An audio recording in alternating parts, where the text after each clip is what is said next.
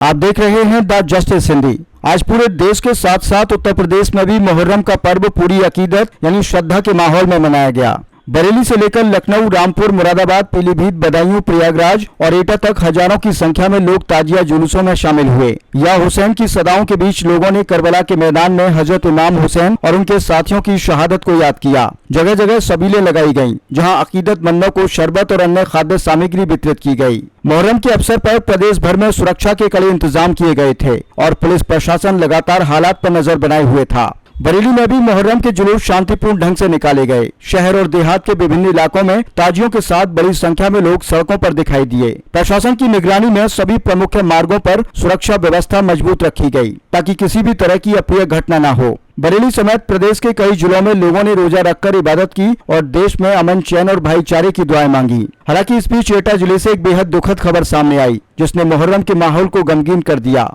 एटा के अलीगंज कस्बे में ताजिया जुलूस के दौरान बड़ा हादसा हो गया। बताया जा रहा है कि जुलूस आगे बढ़ रहा था और बड़ी संख्या में लोग ताजिए के साथ चल रहे थे। इसी दौरान ताजिया झुककर ऊपर से गुजर रही हाई टेंशन बिजली लाइन के संपर्क में आ गया। जैसे ही ताजिया लाइन से टकराया, उसमें तेज करंट दौड़ गया और आसपास मौजूद लोग उसकी चपेट में आ गए। हादसे के बाद मौके पर अफरा तफरी मच गई और लोग जान बचाने के लिए इधर उधर भागने लगे। घटना की सूचना मिलते ही पुलिस प्रशासन की टीम भी मौके पर पहुंची और घायलों को तत्काल सामुदायिक स्वास्थ्य केंद्र अलीगंज ले जाया गया, जहां डॉक्टरों ने एक युवक को मृत घोषित कर दिया। हादसे में 4 अन्य लोग गंभीर रूप से झुलस गए, जिन्हें प्राथमिक उपचार के बाद बेहतर इलाज के लिए रेफर कर दिया गया है। युवक की मौत की खबर जैसे ही उसके परिवार तक पहुंची, घर में कोहराम मच गया। परिजनों का रो रो कर बुरा हाल है। घटना के बाद इलाके में भारी पुलिस बल तैनात कर दिया गया है और प्रशासन पूरे मामले पर नजर बनाए हुए है। उधर प्रयागराज जिले के बहरिया क्षेत्र के नवादा गांव में भी मुहर्रम जुलूस के दौरान विवाद की स्थिति पैदा हो गई। आरोप है कि जुलूस में शामिल एक डीजे वाहन मंदिर के चबूतरे से टकरा गया, जिससे उसका एक हिस्सा क्षतिग्रस्त हो गया। घटना की जानकारी मिलते ही पुलिस और प्रशासनिक अधिकारी मौके पर पहुंच गए।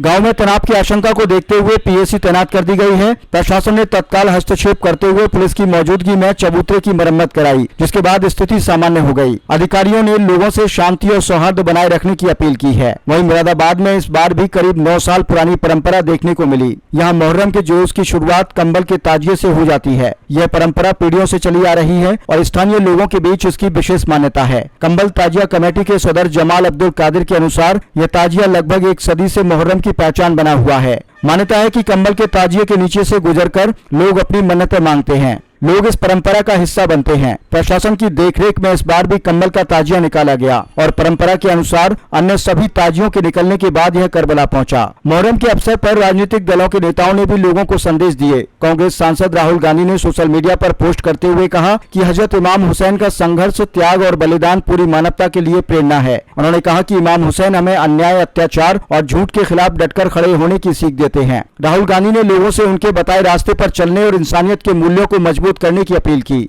मुहर्रम के मद्देनजर प्रदेश भर में सरकारी कार्यालय और बैंकों में अवकाश रहा। विभिन्न शहरों में प्रशासन और पुलिस के अधिकारी लगातार जुलूस मार्गों का निरीक्षण करते रहे। ड्रोन कैमरों और सीसीटीवी की मदद से भी निगरानी की गई ताकि किसी भी तरह की अफवाह या अव्यवस्था को तुरंत रोका जा सके। कुल मिलाकर देखा जाए तो उत्तर प्रदेश समेत देश के अधिकांश हिस्सों में मुहर्रम के जुलूस शांतिपूर्ण और सौहार्दपूर्ण माहौल में संपन्न हुए। लोगों ने हजरत इमाम हुसैन की शहादत को याद करते हुए इंसानियत, भाईचारे और कुर्बानी का संदेश दिया। हालांकि एटा में हुआ दर्दनाक हादसा इस दिन की सबसे दुखद घटना बनकर सामने आया है, जिसने कई परिवारों को गम में डुबो दिया। यह हादसा एक बार फिर याद दिलाता है कि बड़े धार्मिक आयोजनों के दौरान सुरक्षा मानकों का पूरी तरह पालन करना कितना जरूरी है, ताकि श्रद्धा और आस्था के साथ ऐसे अवसर किसी हादसे की वजह से मातम में न बदल जाएं।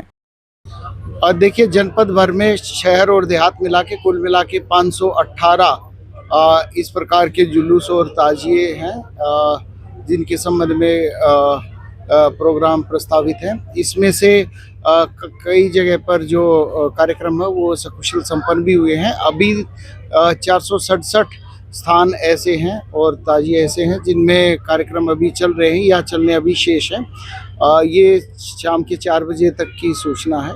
इसके क्रम में ये पूरी तरह से सकुशल संपादित हो सके, इसमें हर स्तर पर, गांव, मोहल्ले, कस्बे में, थाने, तहसील, मुख्यालय स्तर पर, हर स्तर पर इसमें मीटिंग की गई थी और इसमें पर्याप्त संख्या में पुलिस बल, मजिस्ट्रेट्स और दूसरे विभाग जैसे कि नगर निगम और विद्युत विभाग, इनसे भी ड्यूटी लगी हुई है और काफ़ी बड़ी संख्या में वॉलंटियर्स और की भी टीम है।